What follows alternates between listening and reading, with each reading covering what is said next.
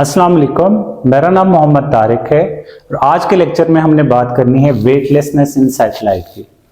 अब इस टॉपिक को समझने के लिए हमें सबसे पहले वेटलेसनेस को समझना पड़ेगा।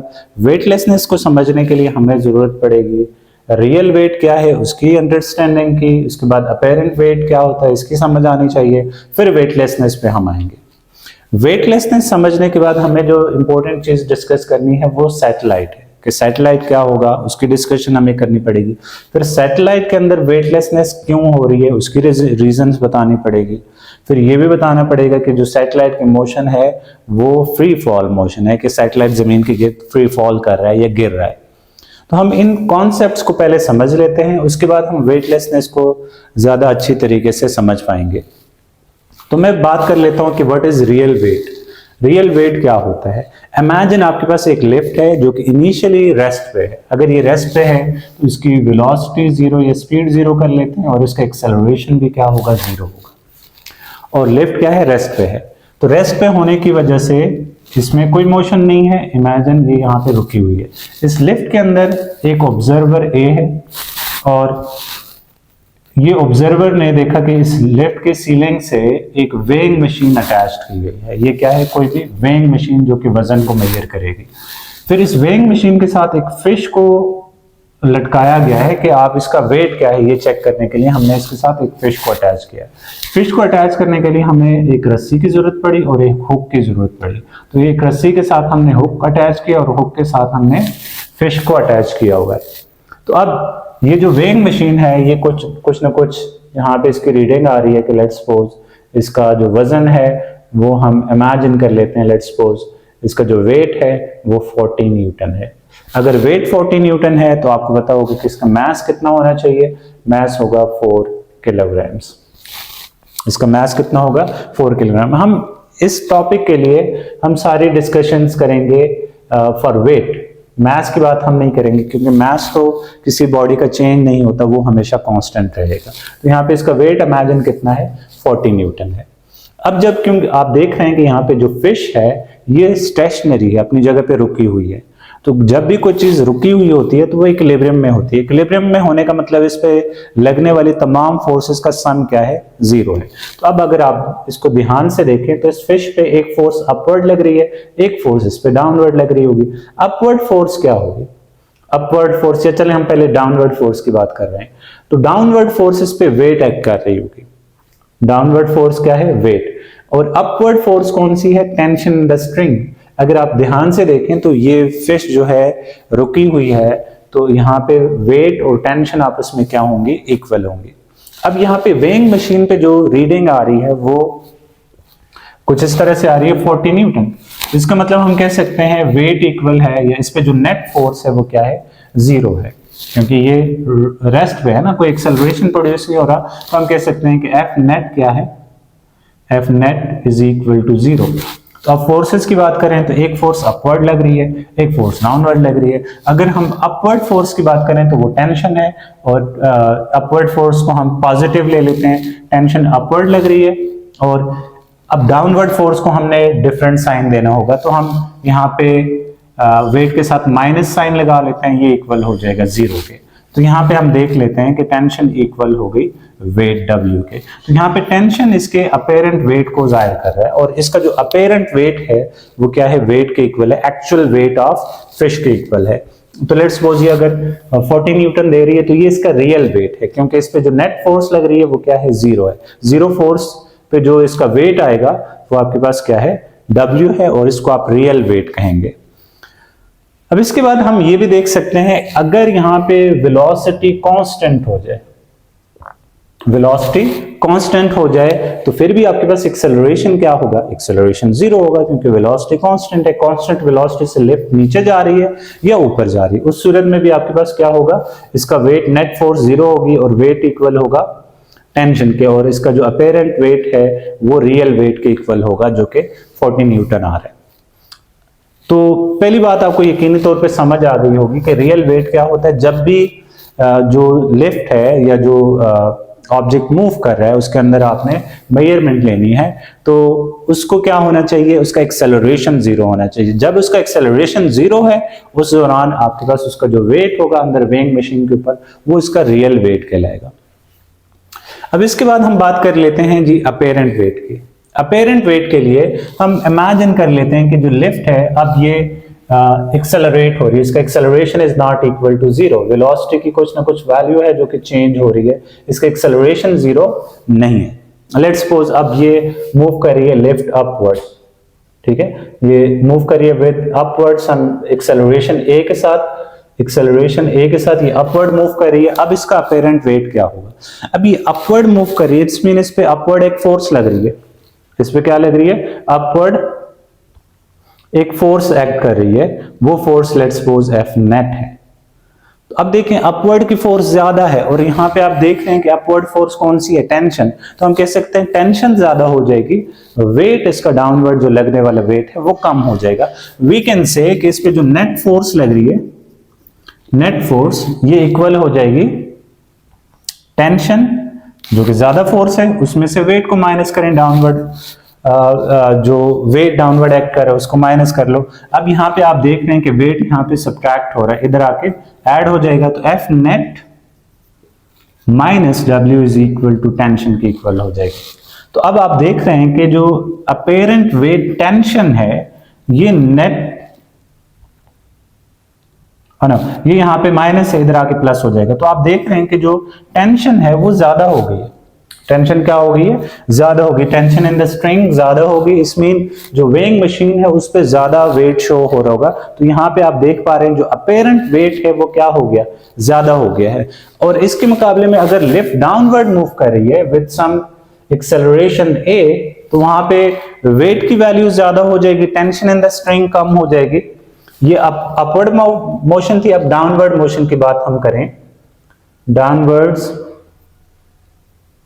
मोशन। तो यहां पे क्या होगा, देखें आप, डाउनवर्ड मोशन के लिए जो नेट फोर्स लगेगी, नेट फोर्स इक्वल हो जाएगी वेट माइनस टेंशन के। क्यों, क्योंकि डाउनवर्ड मोशन में डाउनवर्ड वाली फोर्स ज्यादा होनी चाहिए, तो वेट डाउनवर्ड एक्ट कर उसमें से टेंशन को माइनस कर देंगे। अब यहाँ पे आप देख पा रहे हैं कि इसको आपने टी को एज अ सब्जेक्ट बनाना है। टी को सब्जेक्ट बनाने का तरीका क्या है, टी यहाँ पे सब्ट्रैक्ट हो रहा है, इधर आके ऐड हो जाएगा, नेट फोर्स यहाँ पे प्लस हो रही है, इधर आके माइनस हो जाएगी, तो यहाँ से आपके पास टेंशन इक्वल हो जाएगी वेट माइनस नेट फोर्स, जिसकी वजह से एक्सेलरेशन कॉज हो रहा है। तो आप देख रहे हैं कि वेट में से कुछ ना कुछ वैल्यू माइनस हो रही है। तो अब यहाँ पे डाउनवर्ड मोशन में जो अपेरेंट वेट है ये कम आपको महसूस होगा। आपने लिफ्ट के अंदर ये एक्सपीरियंस किया भी होगा कि लिफ्ट जब रुकी हुई होती है आपको अपना वजन सेम एज इट इज लगता है जितना आप आमतौर पे घूमते फिरते महसूस करते हैं, लेकिन लिफ्ट जब अचानक से ऊपर जाने शुरू कर दे तो फ्रैक्शन ऑफ सेकंड के लिए, बहुत कम वक्त के लिए आपको अपना वजन थोड़ा सा ज्यादा महसूस होता है, लेकिन बहुत कम वक्त के लिए। फिर उसके बाद उसकी स्पीड कांस्टेंट होती है, देन आपको अपने वेट में इतना डिफरेंस नजर नहीं आता। इसके मुकाबले में जब लिफ्ट डाउनवर्ड डिसेंड कर रही होती है तो जब इनिशियल उसने मूवमेंट लेनी होती है वहां पे उसका एक्सेलरेशन आता है, तो बहुत कम वक्त के लिए आपको अपना वजन थोड़ा सा कम महसूस होता है। बहुत कम वक्त के लिए आपको अपना वजन बहुत कम, थोड़ा सा कम महसूस होता है, उसको आप कहते हैं कि अपेरेंट वेट आपका थोड़ा सा कम हो गया। अपवर्ड मोशन में अपेरेंट वेट बढ़ जाता है, डाउनवर्ड मोशन में अपेरेंट वेट कम हो जाता है जब एक्सेलरेशन हो। कांस्टेंट वेलोसिटी के लिए ऐसा कुछ नहीं होता।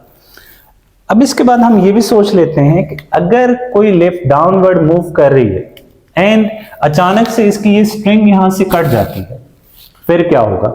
कोई भी ऑब्जेक्ट मूव कर रहा है या लिफ्ट ऐसे डाउनवर्ड डिसेंड कर रही है और उसकी रस्सी अचानक से टूट जाती है। बहुत ऊंची इमारत आप इमेजिन कर लें और उसके टॉप फ्लोर से जब आप लिफ्ट के अंदर, या ये जो लिफ्ट है ये डाउनवर्ड डिसेंड करना शुरू कर रही थी, अचानक से ऊपर से उसकी रस्सी कट जाती है।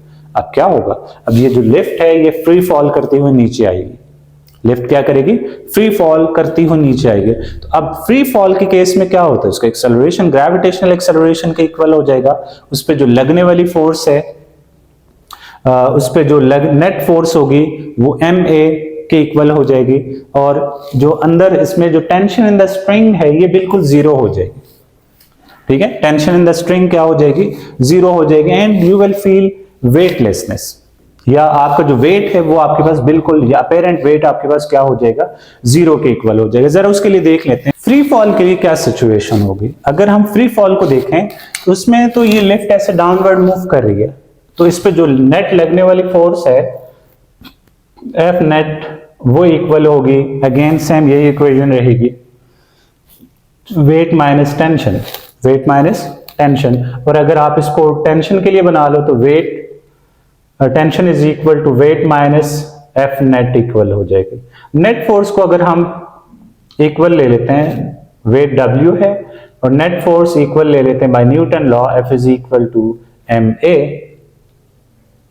क्या ले लेते हैं, न्यूटन लॉ से फोर्स की वैल्यू ma ले लेते हैं। अब आपको पता है कि डाउनवर्ड मोशन में एक्सेलरेशन क्या होता है, ग्रेविटेशनल एक्सेलरेशन के इक्वल होता है या नहीं, तो ये इक्वल होगा W माइनस mg, क्योंकि एक्सेलरेशन क्या होता है, ग्रेविटेशनल एक्सेलरेशन के इक्वल होता है फ्री फॉल के लिए।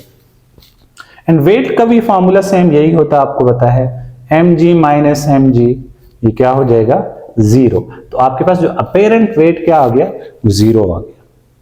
तो यहां से हम एक कंक्लूजन ले सकते हैं कि जब भी कोई चीज फ्री फॉल करेगी उसका अपेरेंट वेट क्या हो जाता है, 0 हो जाता है, और इस कंडीशन को कहते हैं जी वेटलेसनेस।